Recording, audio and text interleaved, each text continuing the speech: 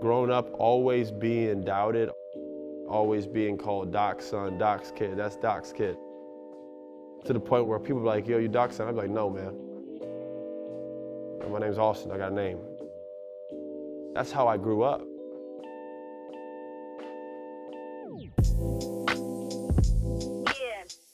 The three teams believed they had an agreement that would have sent Trevor Ariza to Washington, Kelly Oubre to Memphis, and Austin Rivers to Phoenix.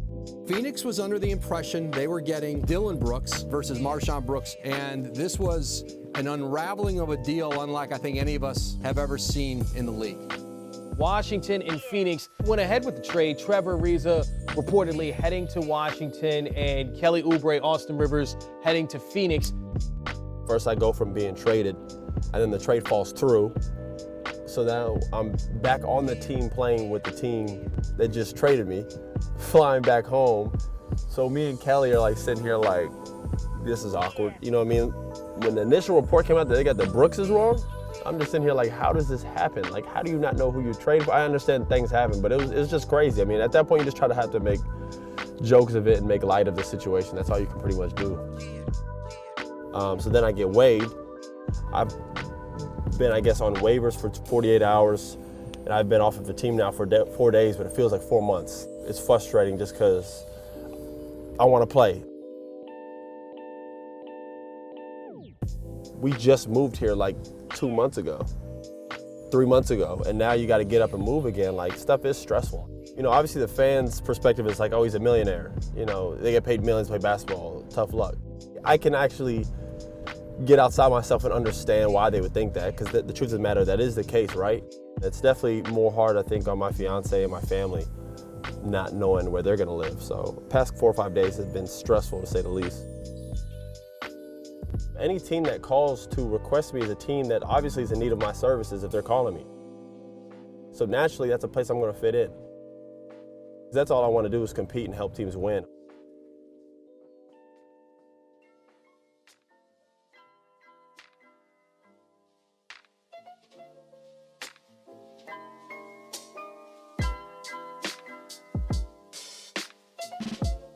Growing up, I would always be the first in the gym or the last at the gym, just to make sure people knew, like, I'm working for everything.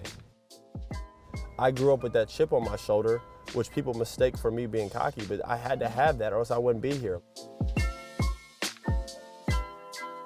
When a kid is already born with the environment of already made it, he doesn't know how to make it because there's nothing to struggle for. You know what I'm saying? I didn't have to struggle to get my mom's rent paid. So a lot of these players that I play with have that chip on their shoulder. My chip was the shadow I was casted in. You know what I mean? I used that. I always felt like it was me versus the world. I always made it that extreme because I felt like it helped me get in the gym, man. The other day, we were playing Toronto, and Isaiah Thomas came up to me and said, I just want to let you know I'm a huge fan of yours. He goes, I had a son who played basketball.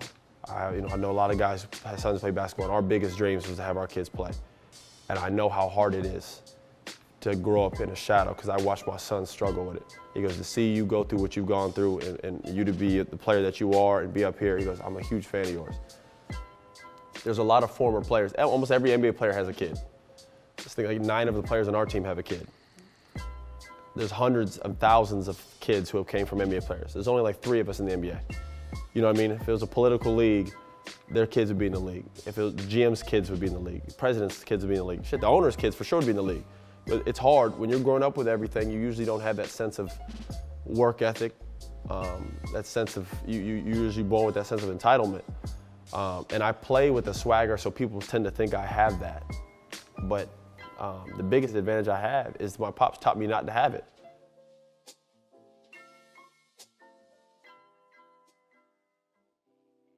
I saw him play Austin Rivers when he was like a junior in high school. Right. He got like a bucket on ticket. No.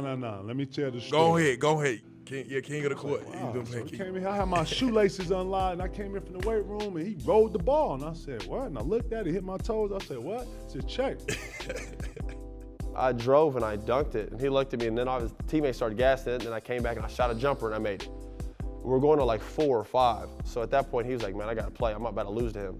when I saw how hard he dunked it, oh no, this kid's shit. Let me tie him up. I tied up. And then we started playing hard. Like, we were playing for real. Again, if KG wanted to, he could have backed me down like for real, but he was shooting over top of me. I couldn't do nothing with him. And I went 5 straight, but I tapped him, keep working on your game. And I know KG obviously gave me just a little sample of you know, how great he really was. That's when I knew right there, Austin Rivers gonna be in our league about 2 years. Yeah, he said that. You said that. I said he gonna be in our league about 2 years. He said that, yeah, man, he a pro. He hated losing. We have, like you said, Paul, 2 of the top players in the country.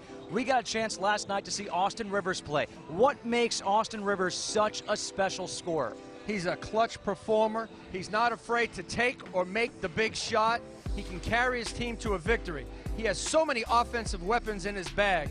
The greatest 2 things about Austin Rivers is self-confidence, and he has a short memory. He never lets the last possession affect the next possession, and that's what great scorers need.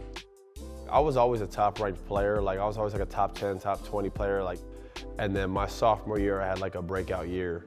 It's amazing the attention you go from being like when you're top 20 and then when you're 1. And when you're that 1 or 2, it's a different ball game. A 6'4" freshman from Winter Park, Florida, number 0, Austin Rivers. I have an AAU program myself, and I was like, all the kids trying to be mixtape players and trying to be like, I never ever played a game to try to be a mixtape. Like, I just played myself, and I figured if I'm good enough to do that, they'll want to make a mixtape out of me. Plumlee sets the pick. Rivers on his own. Yes, that's the buzzer! The Blue Devils win, 85-84. Yeah, I think the UNC shot just made it more official, just made it more big time, just because it was at the biggest stage in college basketball. The most impressive thing about that shot was the game before. I've said it multiple times. We lost to Miami like 2 games before that. I had the same shot to win the game and I missed it, and no one ever talks about it. You know what I mean?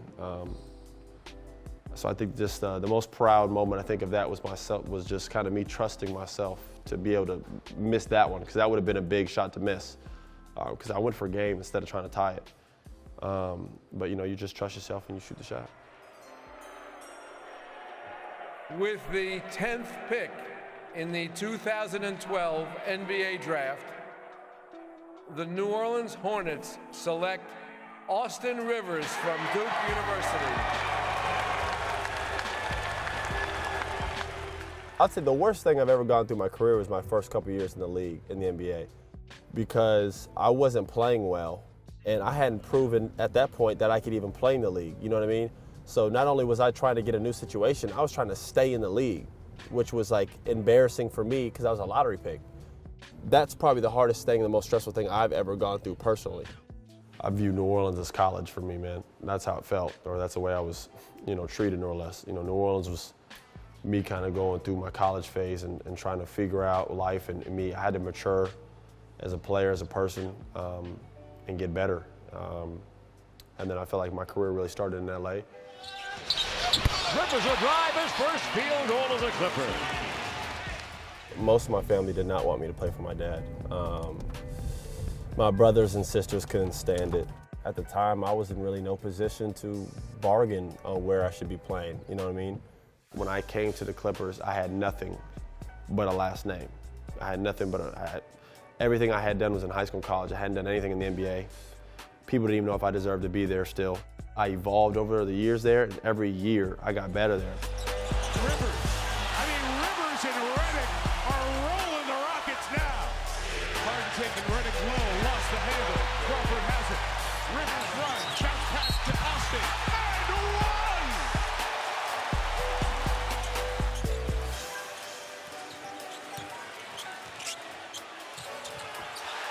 And right now, Doc's son is setting this building on fire.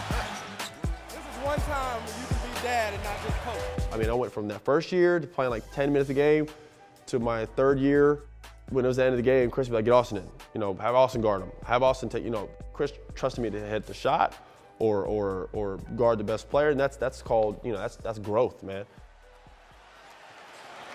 A stunning turnaround here in this series, as the Rockets will become the 9th team in NBA history to come back from a 3-1 deficit, and the second Rockets team to do it. The 95 champs did it in the second round of Phoenix. And the comeback is complete. The Houston Rockets will play in their first conference final in 18 years as they win Game 7, wire to wire. Anybody who says that team was successful, that's not true. It's a lie. We underachieved. That's the bottom line. We did. We all did. It's not Blake or CP's fault. It's not my fault. It's not JJ's fault. It's not Doc's fault. I mean, we're all to blame. Listen, the Warriors got there every year. They did their part, and they won. We never got there. I thought that was the year. And I thought when we lost that after being up 3-1 to this team, Houston, I thought it was pretty much all downhill from there. There are a lot of hard feelings between Chris and really the Rivers family. You know, these guys in particular didn't have the best relationship. All this talk about there was nothing going on with Austin Rivers. Stop it. Everything ended so badly there when all those rumors came out about me and Chris to where our relationship went south so quickly. I called Chris when all this stuff was going down, and it wasn't to talk, it was confrontational. I called Chris angry, like, yo, why are you doing this? How could you do it? And I did that because people were telling me things that Chris was doing that he wasn't doing. And where all these rumors were about me and my dad and Blake and this and all this stuff that was coming out in our locker room, it never came from Chris. And that's facts. That's 100% truth. It didn't come from him. And that's when it hurt, because I ruined something that didn't need to be ruined. And more importantly, I ruined from someone that I used to look up to as a player and used to look at him and get to play and got to play him every day. And I ruined it on some silly stuff, like some immature, childish stuff. This summer, I took the opportunity to go down there and work out with Dwayne Wade and him. And I went up to Chris. I said, man, like, listen, man, I know I don't need to say anything, but, you know, I went about things the wrong way. And we both apologized and got over it. Because I know if I didn't do that, I wouldn't be here. Because when Daryl Morey wanted me, you know, we probably called Chris like, hey, what do you think of Austin? If me and Chris had bad air, he probably would have been like, man, I don't know if I want to deal with that. Because there's a lot of misconception about me and Chris that me and him have fixed. And the reason people don't know is because it's not their business to know. But a lot of times, you know, I just feel like I needed to really kind of focus on that, because I think it's pretty cool how people grow and evolve, and sometimes you go through pain and mistakes can actually bring people together more, and I think that's what's happening.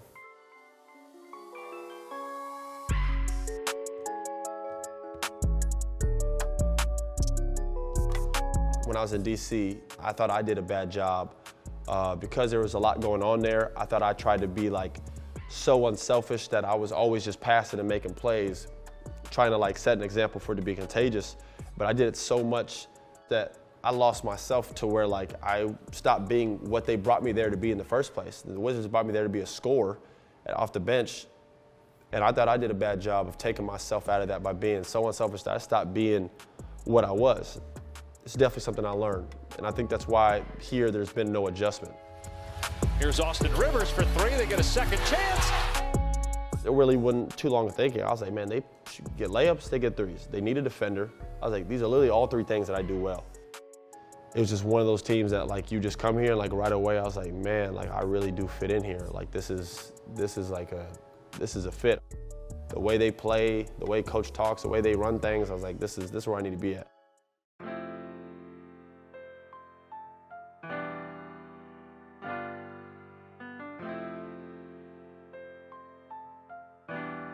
Guys are getting traded during games. I mean, guys are getting traded left and right. I try to play every game like I just got waived last week. That's just how I approach it. That doesn't mean I play great every game, but I play with high energy and I play with emotion. Every single game I step on the floor and I play like I just got waived 2 days ago. That's just how I try to play, because I'll never forget that for the rest of my life. I don't think it's ever been so clear in the history of NBA basketball that this is a business. And that's how I viewed it, because this past year has been crazy. I give my pop so much credit. I didn't grow up with him in the house. You know, he was there, you know, sporadically because he lived in Boston. I lived in Orlando. You know what I mean? There's the two, you know, we weren't that close. I used to hate going to visit him because I knew it would end. You know, you ask, how many times did Austin go visit you in Boston? He'd be like, it was rare. I can never get him up there. every day, like every hour that would go by, I'd be like, man, like Sunday's around the corner, Sunday's around the corner, like here comes Sunday, like I know it's coming. And when it came, I'd have to get on this flight by myself a lot of times, like 12 years old, 13 years old, or with a friend, and go fly home. So like there's pluses and minuses of having like that type of a father, like, and that's a tough thing because I love Caden so much. Like right now I'm missing things he's doing.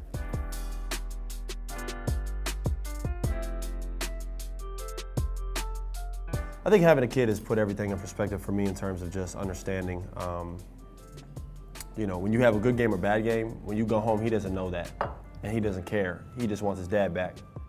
You know, I'm gonna be supportive of him no matter what he does, but I do think, you know, if he does play basketball, I'll put the ball in his hands, I'll teach him, I'll try to push him into it a little bit. If he runs with it like I did and like my brothers did and whatever, then so be it. But if not, you know, he could be or do whatever he wants and I'll support him. You're damn right. I'm just getting going. I haven't done enough in my mind yet. I haven't done enough great things and the things that I want to do in this league yet. I haven't done any of them. You know, I've had a past good couple years, 2-3 years where I've rebuilt myself and my image and me as a basketball player in the NBA. So that's a good start. And as a person, the greatest accomplishment I can be is the greatest father I can be. That comes before everything.